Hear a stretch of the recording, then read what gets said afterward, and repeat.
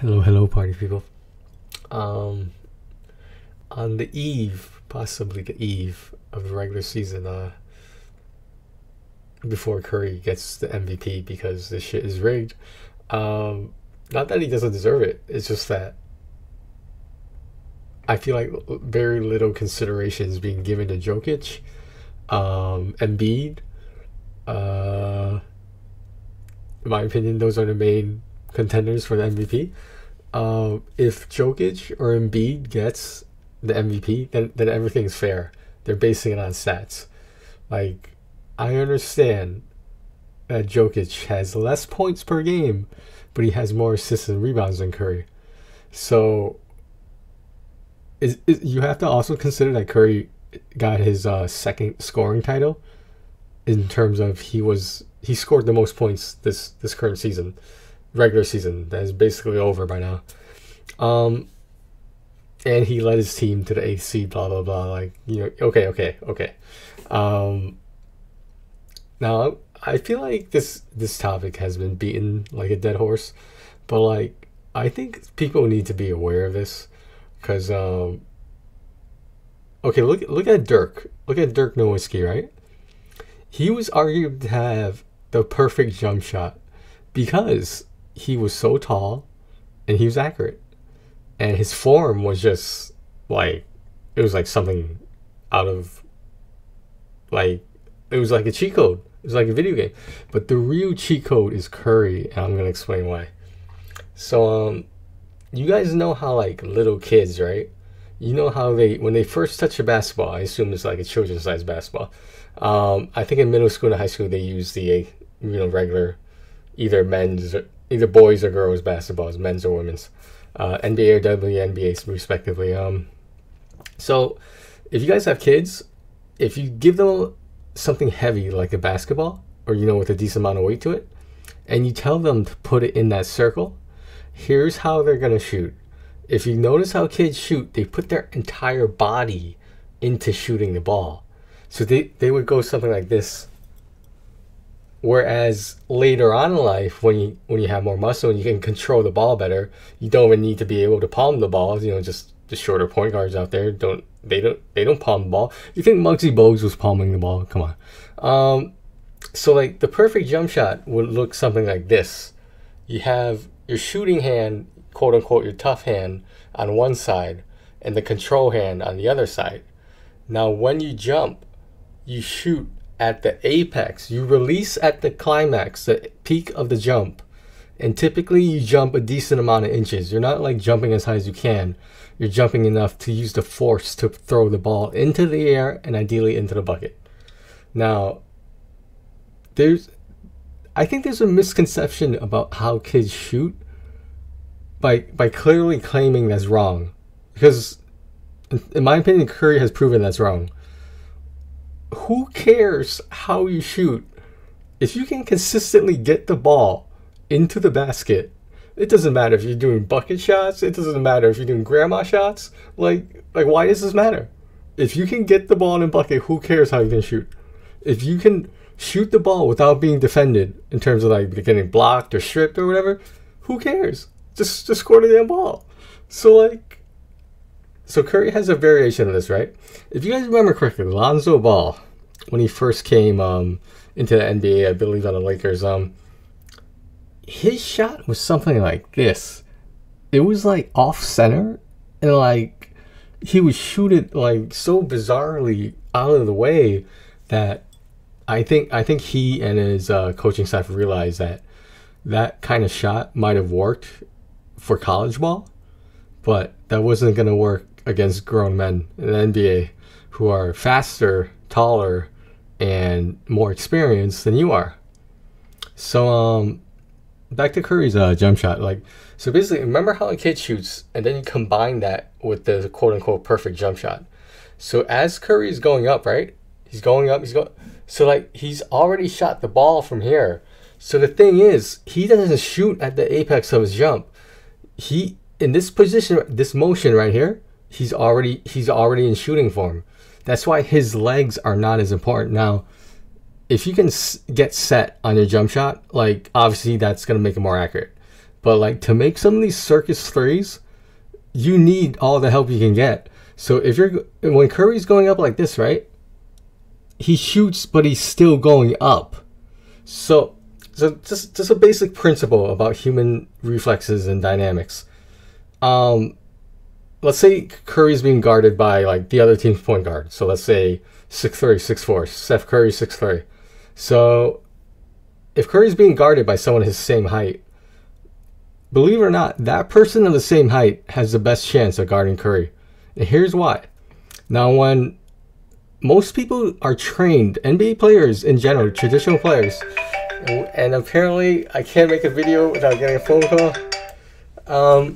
So basically, I'm not gonna edit that out, by the way, because I think I'm on the roll right here. Anyway, so as he is jumping up, right, the human reaction and the conditioning given by coaches and basketball camps and stuff, you jump up to block the ball when you think he's reaching the height of his jump. The problem is, so you can block the ball like that, right? And you're going down now because you shot it at the apex. So now you're going down.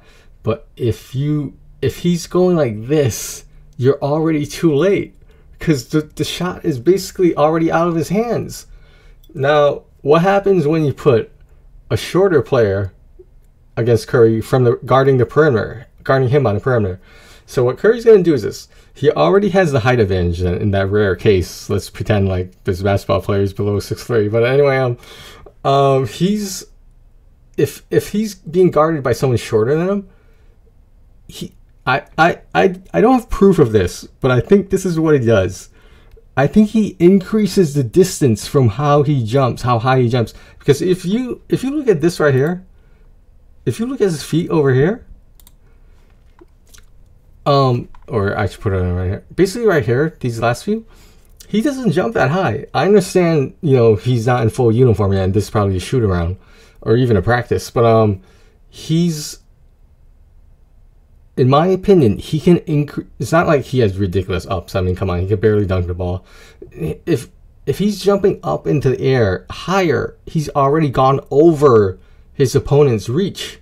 Now, so basically, it's been established that typically Curry cannot be guarded by players of the same position in general. I would love to see Ben Simmons guarding Curry, but I don't think that's going to happen. And the thing is, like, shorter players have been proven not to be able to guard Curry too, because of the height advantage and the ups advantage, if you want to call it that. Now, excuse me. The thing is, here's the mistake that a lot of coaches make. You never want to put your center, your bigs, on Curry. And there's a very good reason why. Okay, you're thinking, okay, the center, the power forwards, they're typically taller. They'll have the reach and height advantage over Curry. If Curry was shooting the ball at the apex, then yes, a center and power forward would be able to block him. But as we said, he puts his whole body into the ball and releases before he's like still on the way up. Like, let's say the top of my head right here is the apex. He's already shot the ball somewhere over here.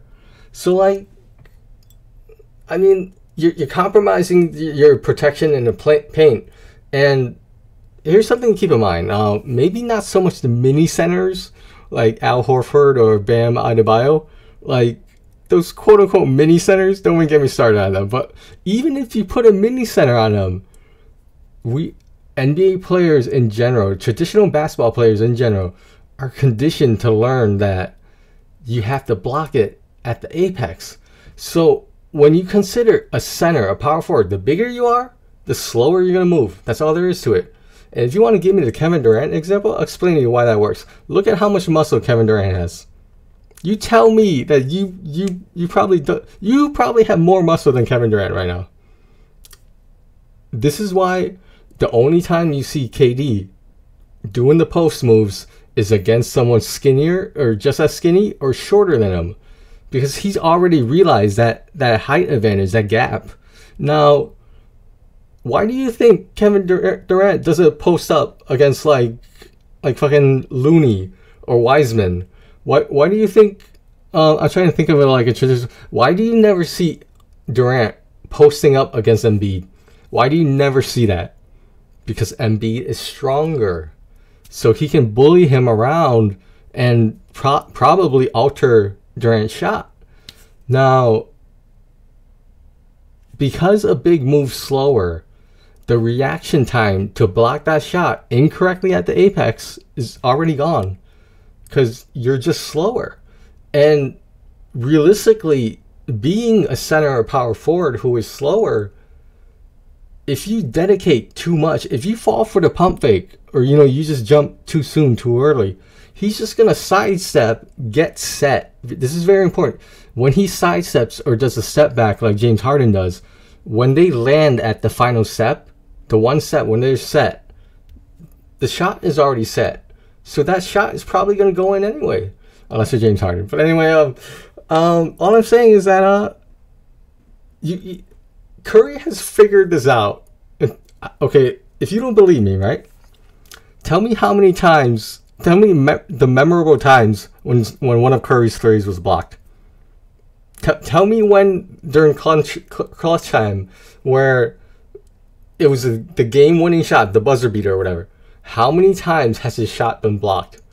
There's a very good reason he never gets blocked, basically going for a three, of course. The reason is he releases at a time when his opponents aren't expecting it. When he's in this motion, he's already in shooting motion. The problem is, with traditional jump shots like Nowitzki, even, you can look around in history, Jordan, Pippen, Kerr, all these traditional shooters are, quote-unquote good shooters. They will go up, and at the apex they release, and then they're going down. The problem is, I can't stress this enough, Curry has already released, and then he's coming down. So he's not shooting at the apex. I think people need to understand this. He shoots like a 6-year-old. I'm telling you. And there's nothing wrong with that. Because he can make these circus threes. And Curry's upper body is more important than his legs when he's shooting a three. Now, is that to say the only thing he can do is shoot threes? No, of course not. All I'm saying is, look at the fucking videos on the internet. Look at this shit. He's basically, I'm done explaining it. If you don't get it by now, I don't know what to tell you. Because, this makes perfect sense to me. And, if you just watch his form, does he have somewhat, of course, some aspects of his form are traditional, like the posting of the ball control hand and the tough hand, the shooting hand. So, obviously, that is still there. But, look at right here. Look at this right here, see? The ball is already in shooting motion, about to be released. He's actually higher. Look at his arms. His arms are higher at that point. And at this point, he's already released. So, I don't know. If you guys don't see this, I don't know how to explain it to you. But, he shoots like a 6-year-old, man. I'm telling you. And, okay, you want to make the comparison. Okay, so why is Klay Thompson just as good a shooter, yet he hardly gets blocked either? Okay, so I heard this stat. I'm not sure if it's true or not, but I think Klay's shooting method position is faster than Curry's because the quick release is different. Because if you watch Klay's form, he shoots at the apex, but he's so fast on going up like this. Arguably, the stat was he was milliseconds faster than Curry, but Curry's shot is so unpredictable and non-traditional that no one knows how to guard this. Because you fall for the block as you're coming up. To block it, your reaction time as a normal human being, unless you're some kind of fucking beast, as a normal human being, you're going up to block the shot at the apex. What you don't understand is his hand is releasing up this way. Your hand is over here because you think you still have time to move up. When the shot is already released, it's already over. It's already over. What does he has a 40-30% chance of making a three? Something like that? I don't know. That's all I'm saying. Alright. I hope you guys found this informative and enjoyable. These websites you can find all over the internet. If you have actually watched any of Curry's masterclass about the video series about how to shoot in general, is he giving away some family secret among the Curry family about how to shoot? No. at the end of the day, if you can get the ball in the basket, then like who cares how you shoot it? But guarding the 3-point shooter, that's what matters. How you maneuver around the defender. Because let's say you jump too high too early, he's just gonna go around you and go for the layup, or the transition pass to someone else, and they'll just pass it back to him as he's running around. Like, and the reason why that works is even if the center is chasing him, he's too slow. Dude, the bigger you are, the slower you are. This is basic human, physicality. The bigger you are, the slower you move. That's all there is to it. Like, this isn't even 2K stuff, although it is true in 2K, the bigger you are, the more you weigh, the slower you move. Alright guys, I'm done. I just want to see Curry get his MVP, and let's just call it a season. Yo, imagine if the Lakers, as a 7th seed, imagine if they go to the finals, man. As a 7th seed? Even more crazy. What if the Warriors won the chip as the 8th seed in the West? What kind of, like, God moving mountains move do you have to do to make that happen? I mean, the only thing I can think of is you gotta get Clay back in shape for the playoffs. That's all you can really. I mean, that's the only way Golden State is even getting near the conference finals. It's not gonna happen. Are they gonna give up? No, of course not, because postseason stats are still postseason stats. I think Curry has had a total. This 72-game season, mind you, 11 games with 40 or more points. I mean, was it over one night he had like 53 or something like that? I think that was the highest. I don't know. But all right, guys, take care of yourselves and each other, and thanks for watching.